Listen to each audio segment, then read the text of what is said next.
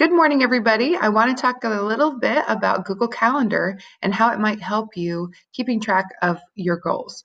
First of all, Google Calendar can be a cool tool to use even for lesson planning.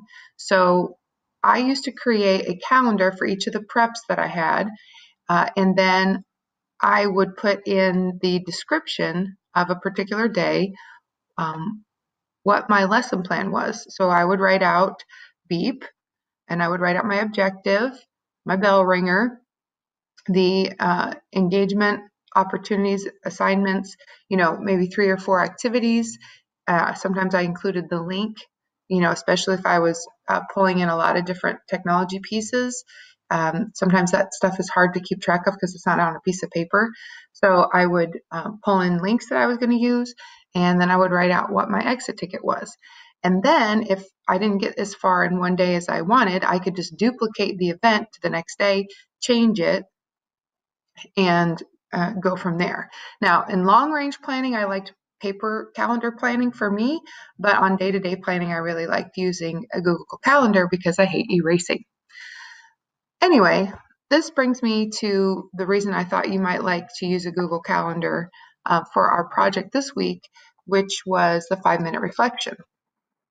So if you go to your Google Calendar and you create an event for 5-minute reflection and choose a time that works best for you, to do reflecting, maybe it's at, right at the end of the day when you really are just going to spend, 5 minutes doing that reflection, then you can set it to repeat every single day.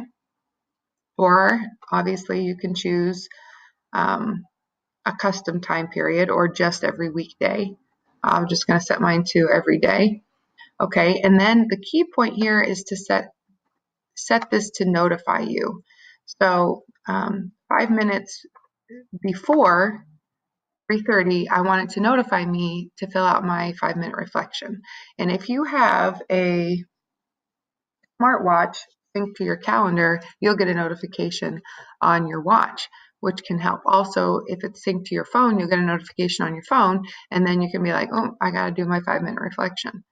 Okay, then down here, I thought it might be kind of good to write down what it is that we need to do when we 5-minute reflect.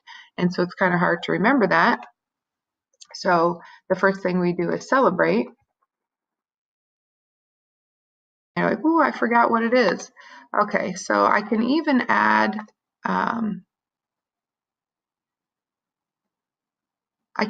a file into my Google Calendar. So here's the PDF of the 5-minute reflection that I showed you guys in the Google form. Oh, there it is right there. Celebrate, reflect, prioritize, appreciate, prepare. So I could write down those things, or I could leave that in there. It doesn't sync very well to a phone. I practiced this morning, but on your computer, you can always click that link and see, oh, yep, that's what I'm supposed to be doing. And then in here, you could even just write down what is your celebration for the day. Okay, if you think 5 minutes is too much time to do a reflection every day, try 1 minute then. At least write down your celebration. Some other ideas that you might try would be to add a guest and create an accountability partner for yourself.